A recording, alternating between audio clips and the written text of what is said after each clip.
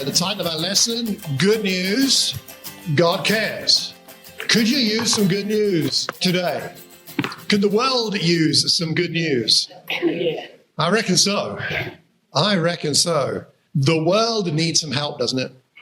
I mean, the world is in a sorry state in many parts of this globe, and it affects us. It affects people we love and care about. It affects strangers we don't know, but it affects everybody. And I know that we do our best to make a difference, right? We're involved in trying to help people around us. Many of us make donations to charities worldwide. In particular, we have a strong connection with the charity Hope Worldwide here, which we really value. And so we make donations and do our best to help people in places like Afghanistan and other things like that. And that's a wonderful thing, and we should celebrate that, enjoy that, and be committed to that and do that. But I wonder whether what God has been putting on my heart recently is wondering whether we also are paying enough attention to the ways in which God might be guiding us personally and as a congregation to helping the people more immediately close to us. Not those far away. We should help those. But what about the people nearby? And that's what we're going to be talking about today. And part of this is, I don't know, part of it comes out of the vision service we did last September, where this was a thread that people talked about, wanting to make a difference in our localities. Part of it comes out of Matt Penny's visit last Sunday, the chaplain from the YMCA, who came to talk about the work there, and reminding us that, of course, they have accommodation right here on this estate, a short walk from where we are now. And is God guiding us to connect more with that work somehow? I don't know, but it's making me wonder, given that these things have come together. And then Wednesday night, we had our most recent outreach equipping class, and it so happened that the topic, which had been planned well in advance, was outreach with the idea of how we serve people and how that connects with the idea of reaching out with the gospel. We talked about it a bit with some of the men that met yesterday for breakfast. And I just wonder whether God is asking us to look at this more carefully as a theme, as a congregation, and personally, than we have in the past. So that's why I'm offering this up for us today. But we need to, before we get into the detail of what maybe we might be called to, we need to think about God's perspective on this kind of thing. And so we read this passage at the beginning of the service, a prophetic passage, looking forward to the coming of Messiah. The Spirit of the Lord God is upon me. The Lord has anointed me, called me, anointed, commissioned me, different ideas within that. He sent me to do what? To bring good news to the oppressed, to bind up the brokenhearted, to proclaim liberty to the captives and release to the prisoners. To proclaim the year of the Lord's favor and the day of vengeance of our God. Justice will be done. It's basically what he's saying. To comfort all who mourn. God's big vision is to bring healing in every sense to this world, spiritually and materially. Bringing comfort and healing is his heart. That's what he wants. That's his desire. And so that's one of the reasons why Jesus picks up on this in Luke chapter 4. When he goes to the synagogue, he goes to Nazareth, where he'd been brought up. He's the local boy going home, and he gets there, and he goes to the Sabbath, on the Sabbath to the synagogue, and he gets the opportunity to read from the scroll of Isaiah, which is an enormous thing. I mean, it's a huge, huge scroll. And he gets a chance to read it, and it looks like a chance to pick which part to read. And what's the part that he picks? I mean, Isaiah is 60-something chapters, right? It's massive. But he picks one particular small part from this enormous book to read on that occasion. Therefore, we know it's mightily significant that he picks this bit. And he reads, "The Spirit of the Lord is upon me, because he anointed me to preach the gospel, the good news, to the poor. He has sent me to proclaim release to the captives and recovery of sight to the blind, to set free those who are oppressed, to proclaim the favorable year of the Lord. He closed the book. It wasn't a book, it was a scroll, but the idea, right? He closes the scroll. He gave it back to the attendant. He sits down, and everybody's eyes are fixed on him. Something's going on. They know something's going on, but they don't know yet what exactly. And he begins, because he goes on to teach some more, but he begins by saying, today, this scripture, written so many hundreds of years ago, written in prophetic anticipation of the coming of the Messiah who will achieve these things for God, or through God, God will do this through him. Today, this scripture has been fulfilled, not will be, has been fulfilled in your hearing. I mean, they've waited hundreds of years for this. And Jesus is saying, this is me. It's my mission. It's why I am here. Healing. Healing for all who need it. That's what he's about. That's what he's about. It's what's in his heart, and it shapes his whole life. And therefore, those of us who follow him, this is our mission. This is what shapes our life. It's what we find inspiring about Jesus. So, what does that mean? Well, think about Jesus. So give me examples. How did this work out in his life, in his ministry life on earth? How did we see this come into fruition, come to fulfillment? What did we see in his life that shows this? What do you think? When do we see this, Bruce? I think in Mark chapter 2, where the paralytic is lowered down on the mat, where Jesus says, your sins are forgiven, and then he also heals his physical disability, several ways. You got them going together, yeah. Both healing physically, healing spiritually, was good in that very first thing. So he does both straight away. He does both. Yeah, the first part is ministry Mark. Yeah, so that straight, yeah. You get both coming together there. We get the physical healing and the forgiveness of sins healing coming together with the healing of the paralyzed man lowered through the ceiling. Yeah, that's a good example. Okay. Any other examples that come to mind? Lance? When he put mud on the blind man's face and asked if he was there and then asked him to wash it. And he asked him to wash and he gave me some.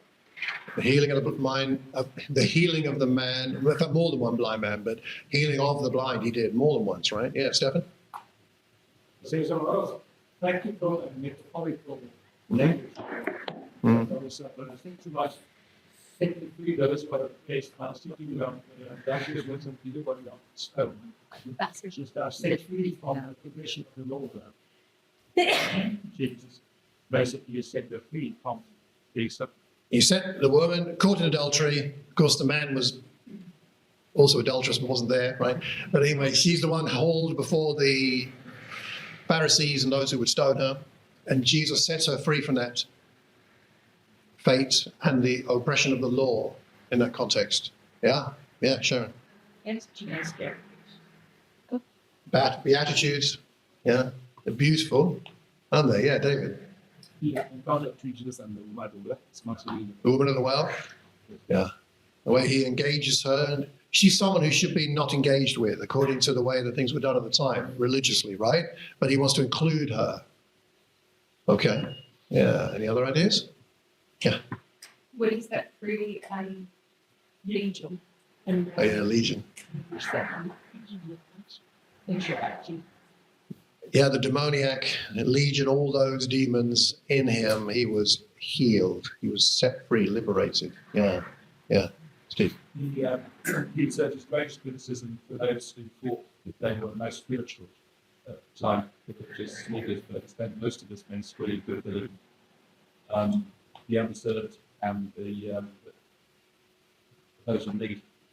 Yeah, I mean, he didn't spend much time with people who culturally or religiously were important, right? The important weren't the people that he spent time with. It was the average, ordinary person like you and me. That's who he cared about, right? You good? Yeah. Anything else? So many examples really are there in the gospel. So many healings, so many areas of forgiveness and healing in that sense. Lives changed. I think it was Zacchaeus, who was very wealthy, seemed to have it all going for him, but he was trapped by his wealth, right? And he was hurting others with it, but he was healed of that. The woman who was bleeding for 12 years, spent all the money she had, set free from her sufferings. I love that because he says you're set free from her suffering.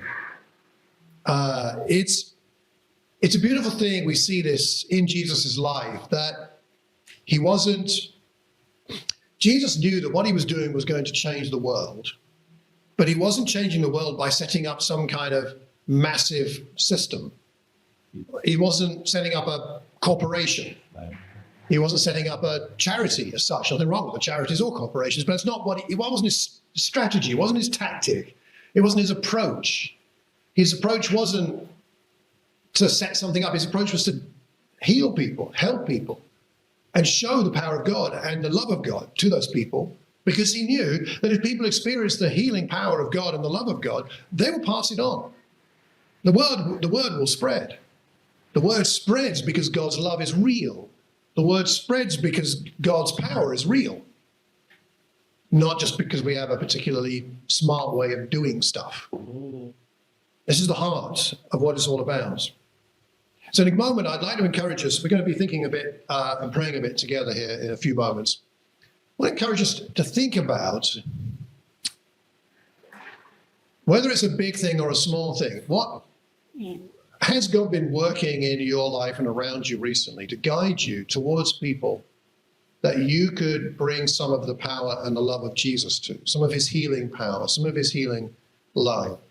Has God been guiding you to anybody?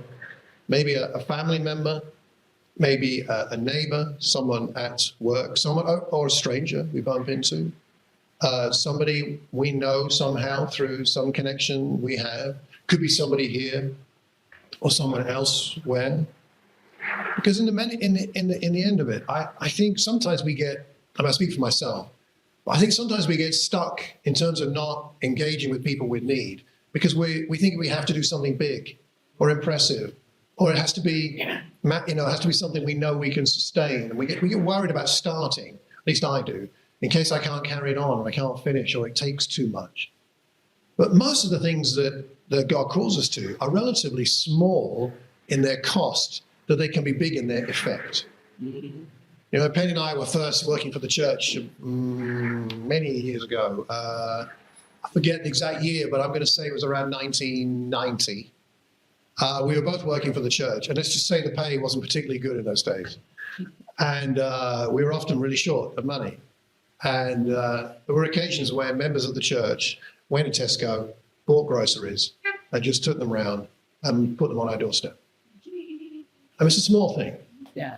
It was a small thing for someone to do. To buy a bag of groceries is not a massive thing, right? But it was huge for us. You can imagine. Very moving.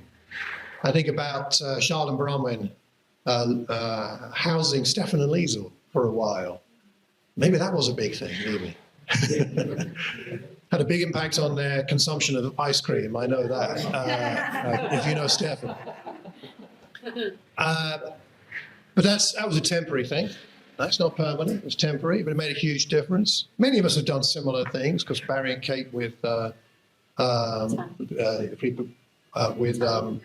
Anya from Ukraine and her children. There are many of us who've done things like that. Right? I think about sometimes we help people and then we learn a lot about ourselves too, don't we? Some of you know, a few years ago, I got connected to the local Watford charity called New Hope, who deal with homelessness issues and addiction issues in the Watford area. They do wonderful work. And I got connected with them, and I decided to volunteer with them and spending friendship time with people who lived in a house where addicts lived together. So doing friendship stuff with them, accompanying them to the dentist or something like that, going with them. So going with them as a friend, to make sure, kind of, at least try to make sure they didn't get back into their addiction habits while they were out going to the dentist, you see, because they were supposed to stay at the house otherwise. And I did that for a while. I couldn't sustain it. I did it for, I don't know how long, 6 months or a year. I couldn't sustain it partly because it triggered in me difficult feelings around someone I'm close to who has addiction issues. And so I'm glad I did it, but I couldn't sustain that. But I am glad I did it. I know it was helpful to the people I did spend some time with, but I also know it changed me. I remember the very first time I went in to meet some of the addicts. I went to have an interview, and the lady said, yeah, you know, kind of, you'll do, we'll take you on. Would you like to meet the people who live here? And up until that moment, it hadn't been real. And at that moment, I was like, yes, no, yes. No, I don't know. Oh, I don't, I've never sat in a room full of addicts before. So how am I going to be? What am I going to say? Anyway, she said, no, come in the lounge. So I went into the lounge, and there were 3 of the residents there. And they were friendly, and that's fine. And we just chatted, and I felt like I was from Mars. I felt like an alien. I felt so out of my depth. But it was good for me because it revealed in me my prejudices, maybe, my assumptions, and the limits of my selfishness, that I don't like to feel uncomfortable. And it helped me to grow. I hope it helped me to grow a bit more like Jesus, because I think Jesus would not have been uncomfortable. He wouldn't. All these things help us to grow and help other people be blessed and help God be glorified. So sometimes it's really small things. Sometimes it's bigger. It's true. But we have opportunities. You know, one of the things I love about this saying about Jesus is in Acts 10, what was he all about? He went around doing good and healing all who were oppressed by the devil. God was with him. He went around doing good because God was with him. Now, maybe you and I don't have all the same power that Jesus has, but we know Jesus who has the power. So we can, God being with us, show him to other people in the way that we serve. Let's take a few moments to talk to somebody next to you about whether you sense that God is maybe showing you some people you could help, and maybe talk about how you feel about it. How do you feel about serving in this kind of a way, helping people in this kind of a way? What kind of feelings does it stir up within you? But does anybody want to share anything from their conversation just now? Anything that struck them, something that's significant? Stefan? I think when you were commenting about holding back to someone who's sustainable, I found it very related with me as well. Yeah. Sometimes feel like kind of like a whole artist, and I feel like if I really properly do something, I'd rather not do it at all. It sounds amazing, but actually holding back sometimes could do something that I can do. So sometimes help people and people like even sometimes about believe this eyes, sustain this, maybe that happens. But nothing there could actually do leave us down this word dealt with. Yeah. I can shift them into that. It's interesting that Jesus, in a sense, I was thinking about what you just said, that the sustainability challenge. Jesus didn't do hardly anything that was sustainable, that depended on him, in a way. I mean, he made a difference and then he left, in a sense. So we don't need to worry so much about it, in a way. Yeah, that's a really good point. Anybody else got anything you'd like to share? Sure. Yes, please. This is my first time here. I'm I'm sorry, and what is your name? Kelly. Kelly. Kelly. Nice to have you here. Kelly, thank you. Yeah, just as you were talking, I was praying last night, and I was just asking God to lead me to where I need to be. And I just started working with Becky actually, Lawrence Hill, and yeah, I just thought I don't know, I just feel like my story kind of, you don't realise just one little invitation or just a little seeds could be planted, and you don't know how profound that could be in somebody else's life. Yeah. So it's always great here, and it was really kind of trigger healing talk you've had today. So Well. thank you. Yes, well, thanks, Kelly. It's great to have you here. Sounds like we're having a collection of Lawrence Haynes teachers. It must be a collective noun. We'll have to come up with a Haynesian or something. Yeah. But that's great to have you here. Yes, please, Kate. So I think it's important to be led by the Spirit. These days are healthy. The Bible says very precaution to do things and get up that pace, that closely. When always go down our school and need us when we need to support. That's such an important point, Kate. Thank you. Because sometimes we can get into helping people out of guilt Yes. or a sense of duty, or because we're wired up as a rescuer and we need self-awareness about, are we really helping people because it's the love of Christ, or we're helping people to make ourselves feel better? And that can be a challenge, right? So self-awareness and the Spirit, involving the Spirit and God in that, is really important so that we do things with the right motives. Good stuff. Yes, Sharon. You didn't talk to Steve about this. It's something that's been in my heart. When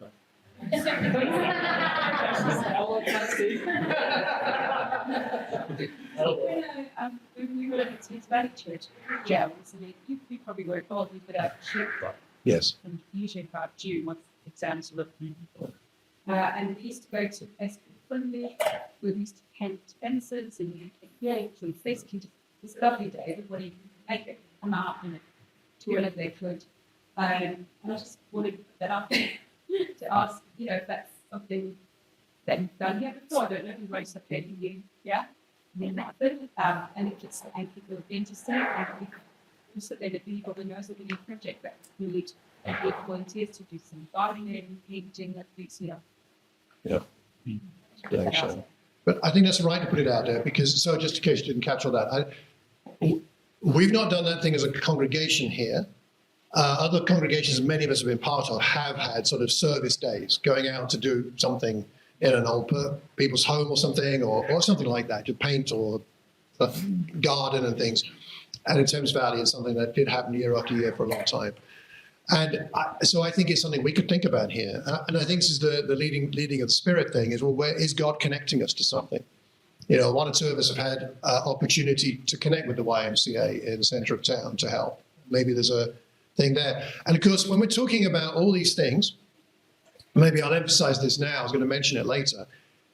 I don't think there's one right answer to any of this. It's not like we have to do something in a certain way. Do we need a congregational project? If God gives us one, then we should pay attention to that and do it. But we don't have to have a congregational project to have the heart of Christ and make a difference. You with me? Yeah. And I think this is part of I think God is bringing this to our attention. That what is God saying to us about this area of our Christian expression of the kingdom? When we serve in this way, we're really revealing the kingdom to the world. And so what's in this area of expressing the kingdom in our world today? Is there something God is bringing to our attention? I do not know, because I do not claim to have the mind of Christ exclusively or something, but I do think it's something for us to consider, because we haven't really talked about that in this way as a congregation, at least not very much. Sorry, Garth, go ahead. I was just going to suggest, is it possible if you have perhaps open air services? An open air service? Yes. Hmm. Say, Kings. Oh, in the park? Yes, and streets. We have done a Castle. I always felt people aim to stay. Locally. And in the past, we've done lakes around and done services in the open air. But just wonder whether that would be something we'd quite whether there's some be able to be CIM. Okay, good. Thank you. Open air services in the locality here. Yes. Yeah, King George's. Yeah. Why not? On a day like today. I'll vote for that. As long as you bring some cake, Lizzie. I just really believe that Cafe West is the area where the Lord Yeah. shows us news. Literally, it's not straight away. So tonight we have two desperate things, two ladies who had cancer and they say one's had his surgery, well, she's had surgery, and they let our hearts to pray for them, strengthen them. Let's do that. We'll have a time of prayer in a minute. The Cafe West, which I'll talk more about in just a moment, is very important. It takes place here on a Tuesday. Yes? Just to again, as we usually go down, teaching about God's doing we find that any might be like family, and then as a youth, they have going. I'm going to help you get. Yeah, one sows, one waters, one reaps. Okay, we all have a different role sometimes in people's lives. Okay, time's moving on. So let me just suggest a couple of things. Is it today Daniel's running? Okay, so Bruce, your nephew, Daniel, is running the Brighton Marathon for motor neuron disease research. For your brother, because your brother has that condition. Many of you will have met Phil and Louise when they were here a year and a half ago, I think, when Archie Higgin came to preach. I think they were here. It's tough. It's tough for Phil, it's tough for Louise, it's tough for the whole Miller family, of course, when someone like your brother has motor neuron disease. The question is, what can you do? We can't, I don't think any of us here probably are going to be the people to solve the whole problem and find a cure for motor neuron disease. We could do something. Daniel's a young man, what can he do? He can run the marathon.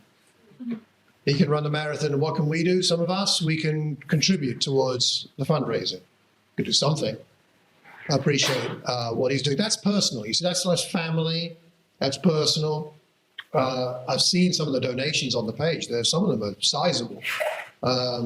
So well done to Daniel, and I hope he does well today. And he's going to raise a lot more than his aim. Originally, his aim was to raise £500. That was last night. It was at 2,840, so I don't know what it will be now. He's doing a great thing. I do think about Matt Penny being here last Sunday, the YMCA. Again, we have a presence right here on the estate. Is there something there we're being guided to? Maybe. I think about Cafe West, as you say. A great service to this local community. Great fun. I enjoy going whenever I can. And I always have stimulating conversations with people, often leading towards faith issues. I had a great conversation 2 weeks ago with somebody about the Irish saints. And they live on my street. And I have a book about Ireland and the Irish Christianity stuff. And so I wandered down the road and lent him my book. And he brought it back the next day. He read the whole book in a day. So he found it fascinating. You don't know where these things go, right? Sowing seeds, watering, planting. But I think it's a wonderful thing. So what I'd like us to do for just a few minutes here is have some prayer. So maybe we're being called to connect with global charities or national charities. Maybe it's more about connecting with established local charities. Maybe it's about looking out for our own physical blood families' needs. Maybe there's needs in our congregation here that we can help with. Maybe it's just, I've termed nearby people, just people that are in our orbit, at work or neighbors, people we kind of know. And then there's strangers, of course, as well. So can we just spend a few minutes praying, and I'll just leave it open so anybody can pray. We'll spend a few minutes praying for God to guide us personally, congregationally, having the right heart of Christ, but also having the wisdom and discernment of the Spirit to know what we're called to. So let's have a few minutes of that, and I will conclude the prayer in a few minutes, and then we'll go and take the Lord's Supper together to strengthen us in our